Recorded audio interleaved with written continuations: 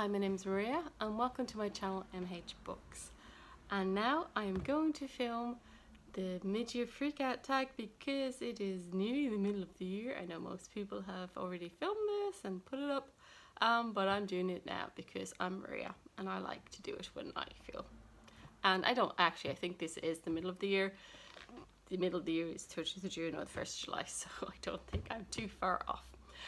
It is a beautiful sunny afternoon. Actually, it's a sunny evening. It's 7 o'clock at night. It's 8 o'clock at night. I have had to put the curtains are closed here, and I have a daylight light here. That's how strong the sun is. But I'm lazy and I want to sit down for once, and it was easier to put the budgies in the other room in their cage than it was to actually go and set up in the other room. So we're filming from here. So hopefully this works out. So not too much more ado. I'm going to use my laptop, look for the questions, and also to remind myself of the names of books that I don't have. I will put the pictures of the books I don't have in physical copy up there.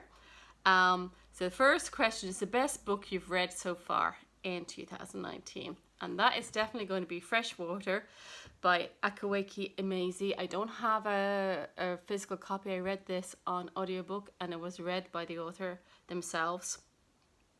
It blew me away. I'm still finding it hard to talk about this book. I don't even think I've reviewed this yet on Goodreads. It's of all the books, I've had a very good year of books that I enjoyed. For various reasons, from cozy mysteries all the way to really, really hard literary fiction and, non-fiction.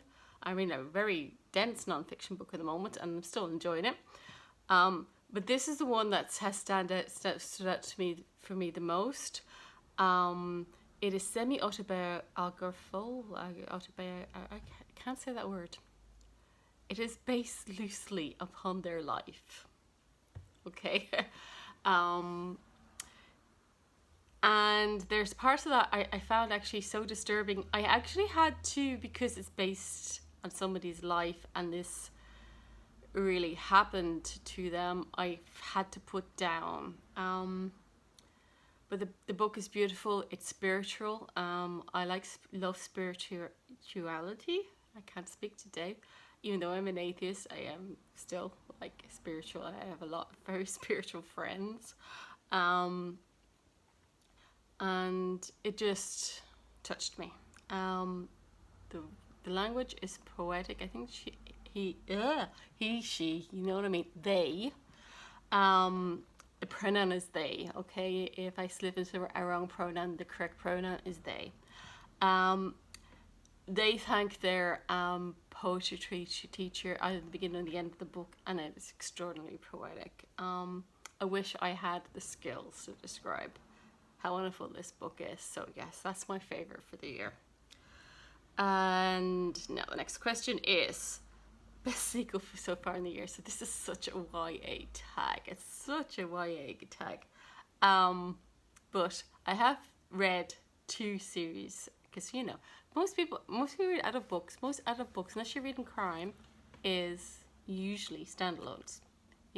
Crime or science fiction. So again, yeah, it's a genre tag almost.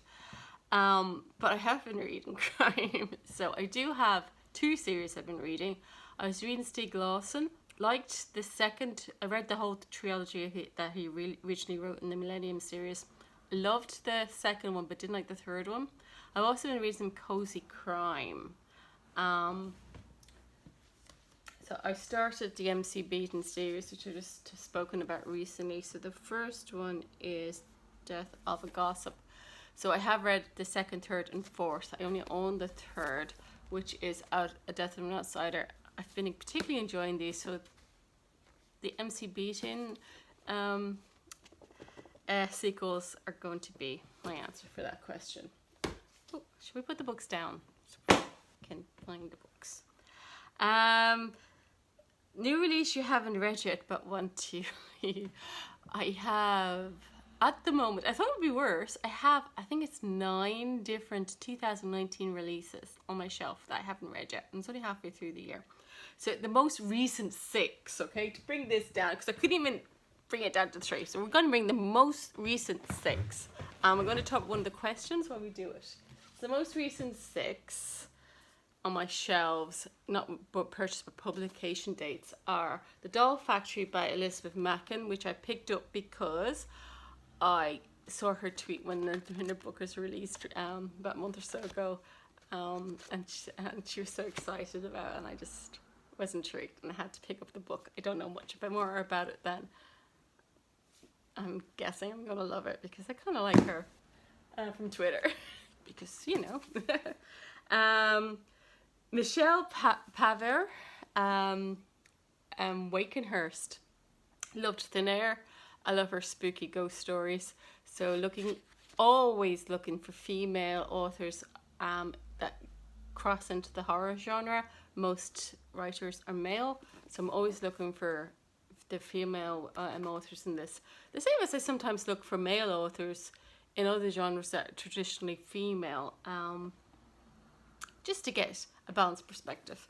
So Wakenhurst, I actually picked this one up in the Oxfam shop, so very good, 2019 release, excellent. John Boyne, because this is half my book, half my niece's book. He's sharing it, signed by the author in the Gooder bookshop. He tweets on his newspaper articles a bit controversial on this, but the book is based on the premise that it's a children's book, which is why I'm sharing it with my niece, based on the premise of a boy growing up with a trans sister.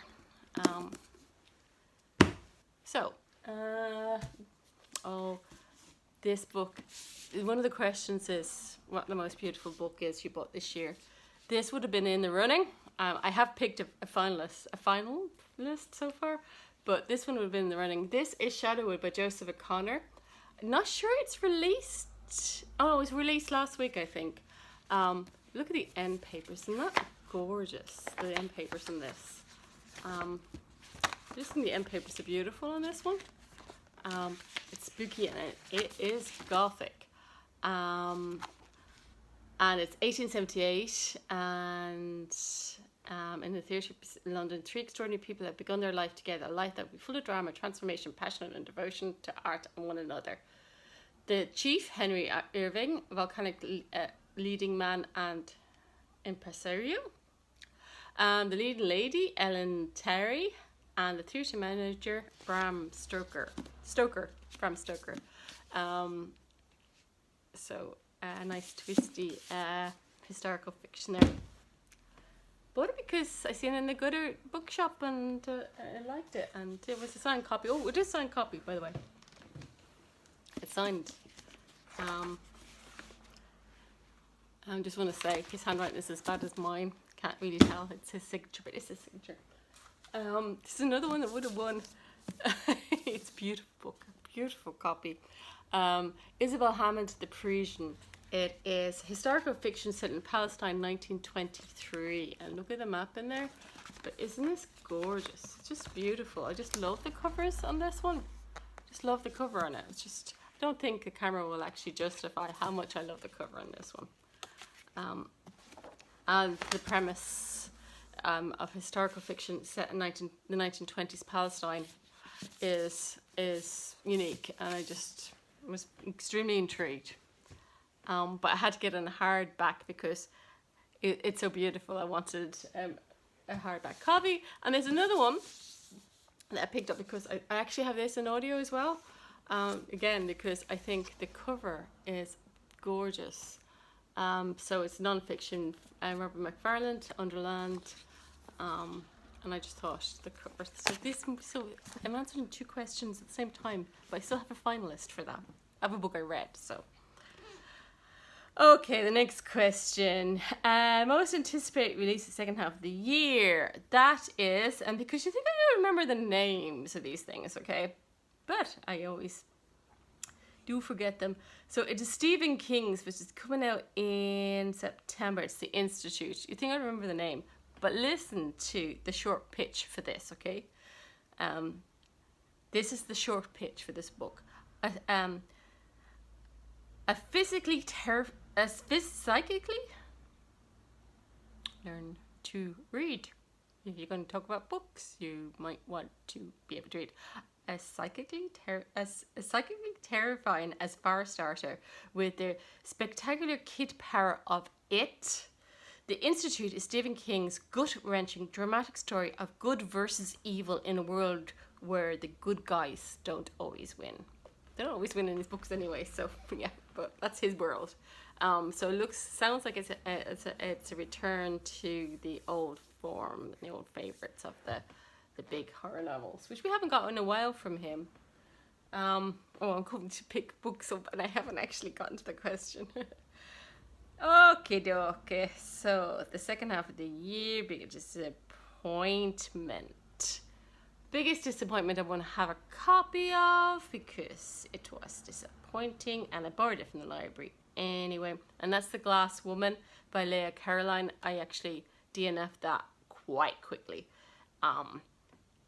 It made basic mistakes in that it had characters tell you things that they would tell each other things which they wouldn't normally say in order to tell you the background of the story. To move the plot along at the beginning, just to give you the background, okay, of what was happening and who was who. But a character would never say that because the other character would know this. So it was done wrong, and that's a basic. And then they had this scene where they're looking at his chest and he was lovely, and you kind of go, okay, so she's going to be in love with him, and no. And this is a YA trope, and I'm reading an adult novel, and a YA author would have not introduced so early, and would have been much more subtler and better at it, or at least given you a reason to, want to have a crush on this person or something. I didn't.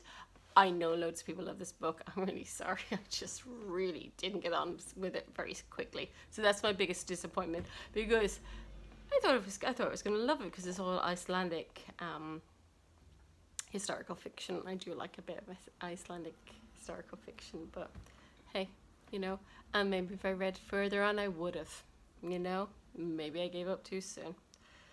And the biggest surprise. Oh, I can't remember what my answer was for the biggest surprise. What was my answer to the biggest surprise? Oh, I know what it was. And I forgot the book. So we're just going to show a picture. Okay.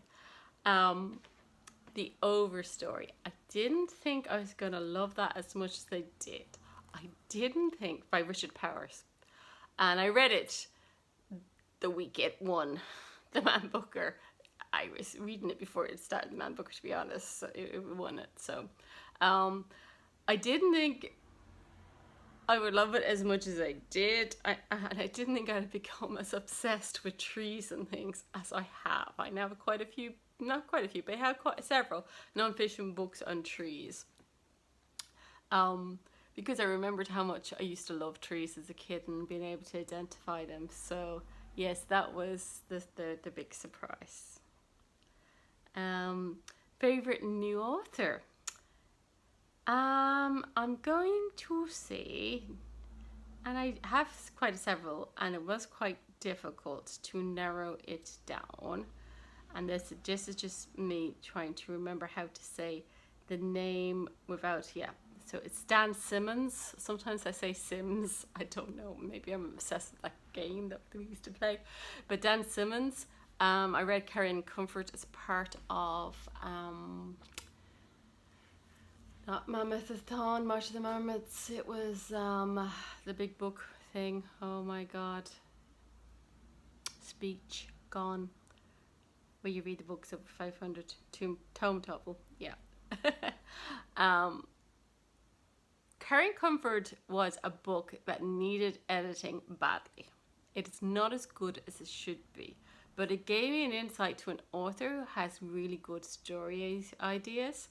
So that is going to be my answer for that one. So it's favorite new to me author, by the way, and obviously not new author. If I was doing new author, new author altogether. And again, that wouldn't be a new to me author, it'd just be a new author. So an author who just released a book this year, my favourite author who released in 2019 that I read, and that is a new author that most people haven't read, would be Anne Griffin. She wouldn't be new to me because she used to do the job that I used to do in Youth Book Ireland. So, and I'd read her short stories as well, which would be in lots of publications that not most people wouldn't read outside of Ireland. So Anne Griffin, so new author, which would be new to most people. Definitely Anne Griffin would be my favourite. Newest fictional crush. Now, I don't read and enjoy fantasies, right? So I'm not going to get a crush very easily on a character, but I do actually watch rom-coms and romantic comedies a lot in the cinema and on Netflix and etc, etc, etc. Even though I would never read this as a genre, I absolutely love watching them. So the latest one I've seen is Yesterday, and I do think Himesh Patel's character in it is lovely. He's sweet. Yes, he steals the Beatles songs to pretend they're his, but I'm so with him on it. So I'm going to go for his character in that, which I've forgotten the name of, but that's the one for me. Next question. Newest favorite character. Favorite character every year. I answer this question, so this is the third year in a row, and third year in a row. Again, I think it might be on my blog if you want to look at the blog, but I haven't really updated that in ages, so it might have just been in Goodreads group. So I've done this type before, but it is always going to be a Jess Kidd character. She writes the best characters ever. She was my favorite new author 2 years ago and the first time, and Bridie Devine is the one from this one. So Things in Jars, Bridie Devine, all our characters in this are effing amazing. Love the boxing ghost, everything in it. Love her characters. She is a genre to herself. If you haven't read Jess Kidd, and you like books that mix up their genres, you should try this. This is kind of a gothic Victorian magical realism detective story. It really is. It defies genre. Again, a signed copy which I got from the Good Bookshop. A few of them made this list this time. So good quality buying in the Good Bookshop, I think. Okay, newest favorite character, book that made you cry, which is why I didn't put this down. I think my Goodreads review is only that this thing made me cry so much over the feckin' dog that somebody in the restaurant when I was reading it, one of the waiter had to ask, was I okay? So yes, yay. I can put it down. I don't think she's coming back, sorry. So yeah, so when all is said, Anne Griffin made me cry. The book that made me genuinely upset was Freshwater, but the one that made me actually cry, it was that one. Book that made you happy, Jess Kidd and her characters in The Thing in Jars. Jess Kidd always made me happy. She has so many comedic scenes. And the Taylor Jenkins Reid, Daisy Jones and the Six has some pretty funny moments in this one as well. So for fun, happy reads, I recommend these two. Yes, the band ultimately breaks up in this. You're told this at the beginning. But again, fun reads. They made me happy. Most beautiful book you bought this year. You've seen some of them. There's loads I haven't shown you. This I think is gorgeous too. Look at this, Mouthful of Birds. Gorgeous books. I buy books because they're just pretty. But the most pretty one, that won, after much consideration of the panel, is the binding. The binding is really important in that this is a book about books, about how reading is actually quite bad in this universe. It says Ex Libris thing, beautiful end papers, absolutely beautifully coloured, gold, beautiful in all senses.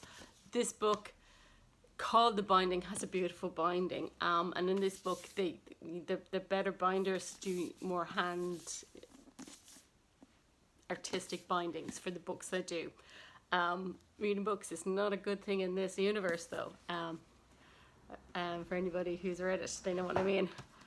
And the books you need to read by the end of the year. I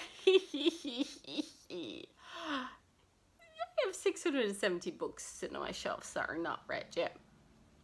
There might be a few more of the virtual books, which I have forgotten to add to this list, by the way. Is there books I have to read by the end of the year? Let's say the next decade. Yes, I had to read 670 books over the next 10 years. Okay, that allows me to buy some, not many, but some. Things I must read by the end of the year, let's see, will be the Stephen King says we read along every month. Probably some from Victoria. Look, I can't tell you which books because I have far too many. Once I keep reading and enjoying it, I had a very good first half of the year. If I have that quality again, I am not going to complain. 47 books so far is not bad for me. If I go through and do that many, I'm happy. That's the end. I am not tagging anybody. I can't remember in this cut, did I say I wasn't going to tag anybody? Because I think everybody's done this. But if you have not done this, please do this because it is my favorite tag. I love year-end wrap-ups and New Year's resolutions and this tag, okay? These are my three favorite things. So I love it. And everybody should keep doing it every year because it's a great way. They're great questions to see where you are and what's happening. So I hope whatever you're reading, you're enjoying it. And this is Maria signing off after 22 minutes of talking about more about books I should be reading than books I have actually read. I might talk about more about books I have actually read soon in the next tag maybe. Okay, bye now.